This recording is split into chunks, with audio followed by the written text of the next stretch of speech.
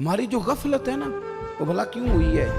وہ اس لیے ہوئی ہے کہ پیسے کسی کو بھی برے نہیں لگتے، پتہ نہیں ان میں کیا کشش ہے۔ آپ کسی جگہ بھی ان کا نام لے لیتے ہیں یا کسی جگہ بھی آ جاتے ہیں تو یہ برے لگتے ہی نہیں۔ یہ جناب بڑی بڑی فقیری کا دعویٰ کرنے والے اور لوگوں کو طریقت اور تصوف کا درس دینے والے ان کو بھی اچھے لگتے ہیں۔ یہ تو جناب جو لوگوں کو کہہ رہے ہیں فقیر ہو جاؤ فقیر ہو جاؤ، وہ خود امیر ہوتے جا رہے ہیں۔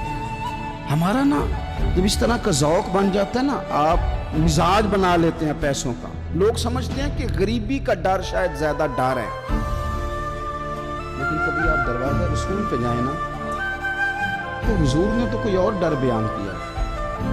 حضرت ابو عبیدہ بن جراح رضی اللہ تعالیٰ بحرین سے نا مال لے کے آئے بہت سارا، حضور نے بھیجا، جزیہ لینے گئے یا مال غنیمت کا کچھ مال تھا، آپ لے کے مسجد میں آئے تو لوگوں کو پتہ چل گیا کہ آج مال آیا، اور سب کو حصہ ملتا تھا اس میں سے، بدریوں کو زیادہ ملتا تھا، باقی لوگوں کو بھی ملتا تھا۔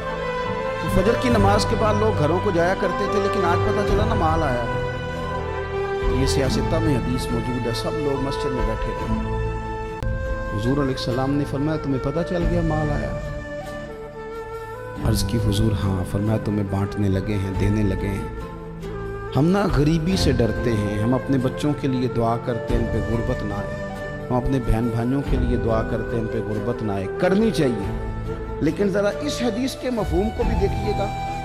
نبی پاک صلی اللہ تعالیٰ علیہ وآلہ وسلم نے فرمایا تمہیں دینے لگے ہیں، مال آ گیا ہے، لیکن میرے قریب نے اپنی امت کے لیے جس چیز کا ڈر محسوس کیا وہ کیا ہے، حضور کے دل میں کس چیز کا خدشہ تھا وہ کیا ہے بیان کیا۔ حضور فرمانے لگے لوگو مجھے تم پر غربت کا ڈر نہیں، یہ ڈر نہیں کہ تم غریب ہو جاؤ گے، بلکہ مجھے تو ڈر ہے کہ تم پر دولت پھیلا دی جائے گی، تم زیادہ مالدار ہو جاؤ گے۔ خوف غریبی کا نہیں، خوف تمہارے مال کا ہے۔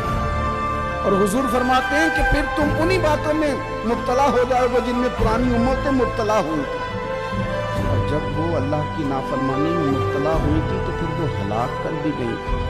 مجھے ڈر ہے، مجھے ڈر ہے۔ ہاں، جہاں دولت آتی ہے وہاں سستی بھی آتی ہے، جہاں دولت آتی ہے وہاں معاذ اللہ عیاشی بھی آتی ہے، جہاں دولت زیادہ آ جاتی ہے وہاں پھر لوگ ہر چیز کو دولت میں تولنے لگتے ہیں۔ جہاں دولت زیادہ آتی ہے میرے بھائی، پھر لوگ سمجھتے ہیں کہ ہر چیز میں خرید لوں گا، پھر لوگوں کے ذہنوں کے اندر اس طرح کا فطور آتا ہے۔ حضور نے فرمایا مجھے ڈر ہے تمہارے دولت مند ہونے کا، ڈر ہے دولت مند ہونے کا۔ یارو اپنے پیسوں سے ڈرا کرو، اپنی جائیدادوں سے ڈرا کرو، اپنے مال سے ڈرا کرو، وہ ہم نے جو بڑے بڑے محلات تعمیر کرنے شروع کیے ان سے ڈرا کرو۔